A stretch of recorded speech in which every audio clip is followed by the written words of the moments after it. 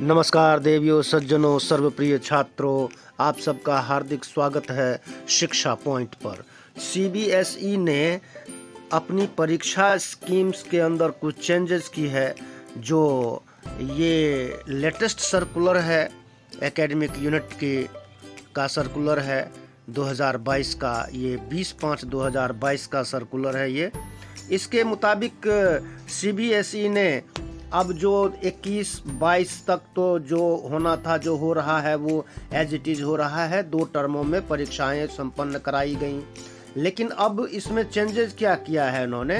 The changes for classes 9th to 12th 2022 और 23 के लिए जो 9वीं से 12वीं तक जो चेंजेस की गई है, जो बड़े बदलाव किए गए हैं, वो इंटरनल में और ईयर एंड यानी कि सत्रांत परीक्षा में, बोर्ड एग्जामिनेशन में, उसकी डिटेल ये इन्होंने इस तरह से दी है। तो पहले ये बता रहे हैं, पहले सेक्शन में ईयर एंड एग्जामिनेशन, जो ना वर्षांत, वर्ष में जो एक बार परीक्षा जैसे पहले हुआ करती थी, बोर्ड एग्जामिनेशन थ्योरी की परीक्षाएं जो हुआ करती थी, वो 21-22 में तो जो एग्जिस्टिंग है, जो सर्कुलर अभी जारी किया गया था पिछले साल, उसके मुताबिक सारी परीक्षाएं संपन्न हो चुकी हैं, कुछ हो रही हैं।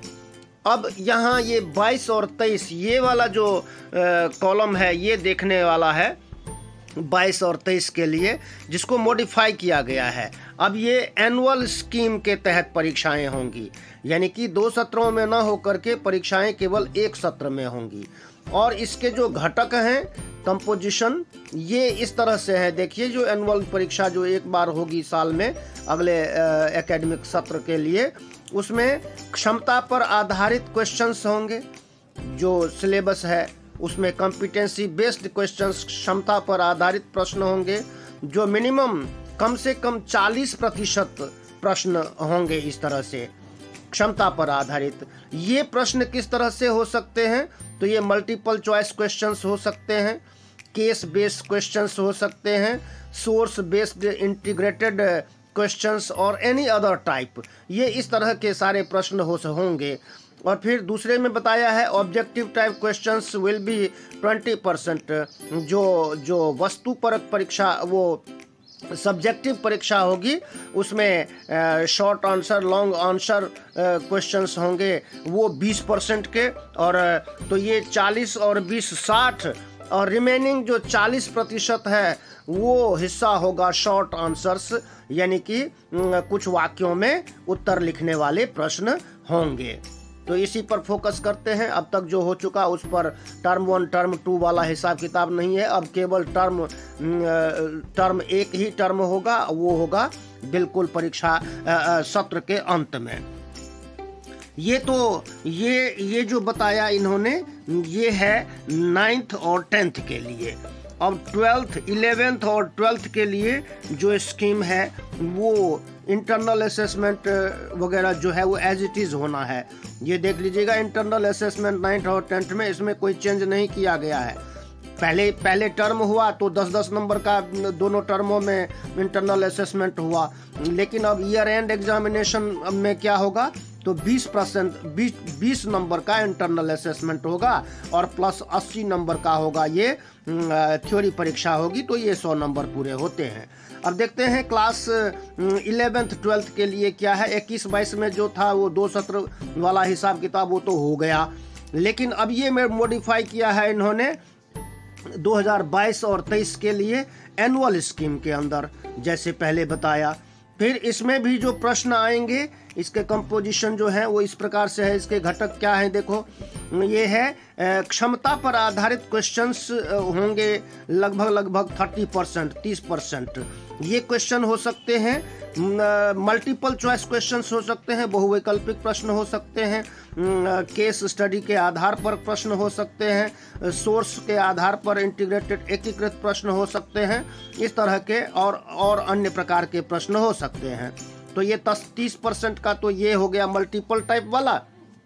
इसके बाद उन्होंने ऑब्जेक्टिव टाइप क्वेश्चंस जो होंगे वो 20%, रिमेनिंग 50% जो प्रश्न होंगे वो short long answer type questions होंगे। ये इस तरह से इन्होंने बताया।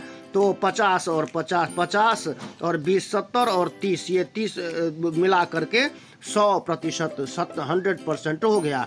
इसको 80 में कन्वर्ट किया जाएगा, ये अलग एक विषय है, वो बोर्ड का कार्य है। अब इसमें इंटरनल असेसमेंट में इन्होंने कोई चेंज नहीं किया है।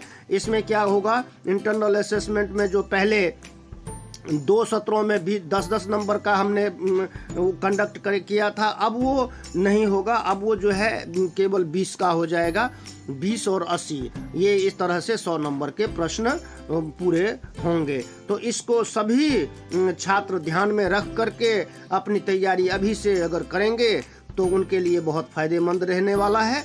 और ये एक चीज में बदलाव नहीं किया है इन्होंने, मल्टीपल चॉइस, जैसे प्रथम सत्र में सारे के सारे प्रश्न बहुवैकल्पिक थे, तो इसमें भी उन्होंने बहुवैकल्पिक प्रश्न रखे हैं, ये ना, ये 9th और 10th में भी और 11th 12th में भी 40% कम से कम 10th में, 9th 10th में, और 30% कम से कम 11th 12th में इन्होंने बहुवैकल्पिक प्रश्न रखने हैं। बाकी जो होंगे वो बहुवैकल्पिक नहीं होंगे, वो उत्तर लिखने वाले होंगे, है ना, पैराग्राफ के रूप में।